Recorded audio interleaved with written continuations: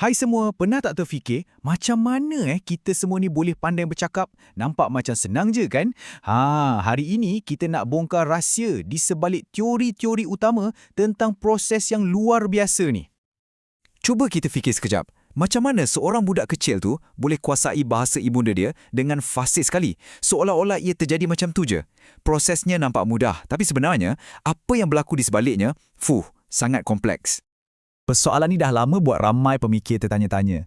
Dan faham tentang benda ni bukan setakat untuk pengetahuan am tau. Ia sangat-sangat penting terutamanya untuk para pendidik supaya mereka boleh cipta kaedah pengajaran yang paling efektif. Baiklah, jom kita mulakan. Asas kepada semua perbincangan ni ialah satu perdebatan klasik. Adakah bahasa ni sesuatu yang kita pelajari dari persekitaran atau ia memang dah ada dalam diri kita sejak lahir lagi? Okey, di satu sudut kita ada teori behaviorisme. Teori ini berada dalam kamp pemupukan. Ia kata bahasa ni bukanlah sesuatu yang semula jadi, tapi satu kemahiran yang kita belajar sepenuhnya dari persekitaran, melalui proses meniru, mengulang dan dapat ganjaran. Jadi, macam mana ia berfungsi?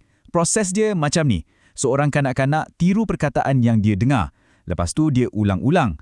Bila sebutan dia betul, dia dapat pujian. Pandai! Nah, pujian itulah yang kuatkan lagi kemahiran dia. Sebab itulah dalam kelas, pendekatan ni memang berkesan untuk ajar benda-benda asas macam ejaan atau frasa-frasa mudah.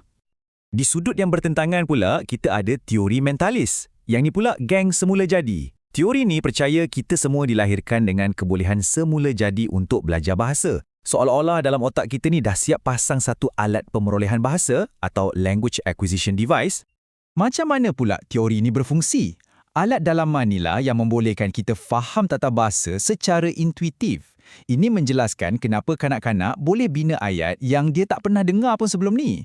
Jadi, untuk cikgu-cikgu, ini bermakna mereka kena guna bahan yang merangsang macam buku cerita untuk aktifkan kebolehan semula jadi ni. Jadi, nampak tak perbezaan utama dia?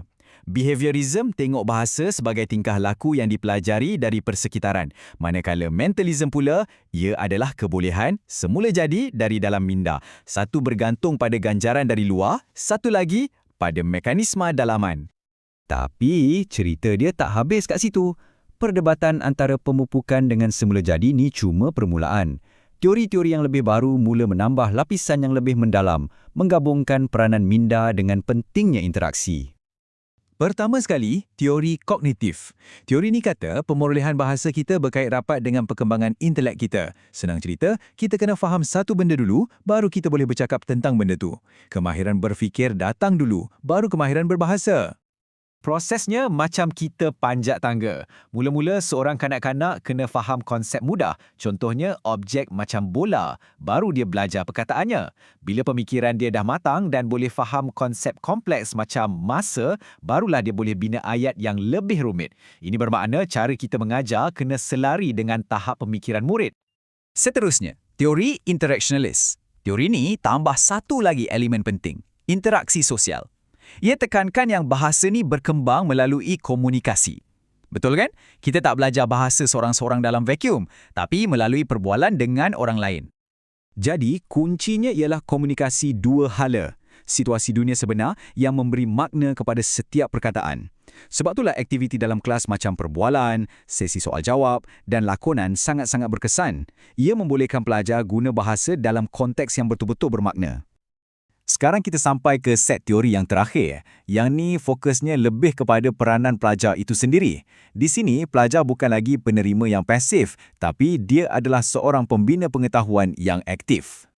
Teori konstruktivisme mencadangkan yang pelajar ni dia bina sendiri pengetahuan bahasa dia berdasarkan pengalaman. Mereka bukan sekadar serap maklumat, tapi mereka tafsir dan kaitkan maklumat baru dengan apa yang mereka dah tahu untuk cipta pemahaman yang unik. Macam mana ia berfungsi dalam kelas? Fokusnya adalah pada pembelajaran yang bermakna dan praktikal. Aktiviti macam pembelajaran berasaskan projek, penulisan kreatif atau perbincangan dalam kumpulan. Semua ni membolehkan pelajar membina kefahaman bahasa mereka sendiri secara mendalam.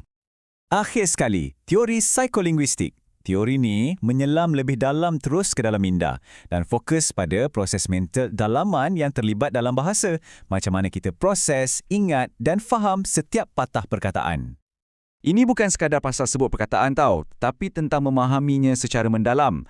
Ia melibatkan proses mental seperti persepsi, ingatan dan pemahaman.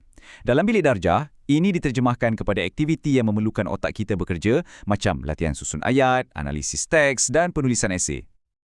Okey, lepas kita teroka semua teori ni, mesti kita tertanya-tanya mana satu yang betul. Sebenarnya, itu bukan soalan yang tepat. Jawapannya terletak pada bagaimana semua teori ni berfungsi serentak. Jom kita ringkaskan sekejap. Behaviorism fokus pada persekitaran. Mentalism pada kebolehan semula jadi. Teori kognitif pada perkembangan mental. Dan interaksionalis pula pada interaksi sosial.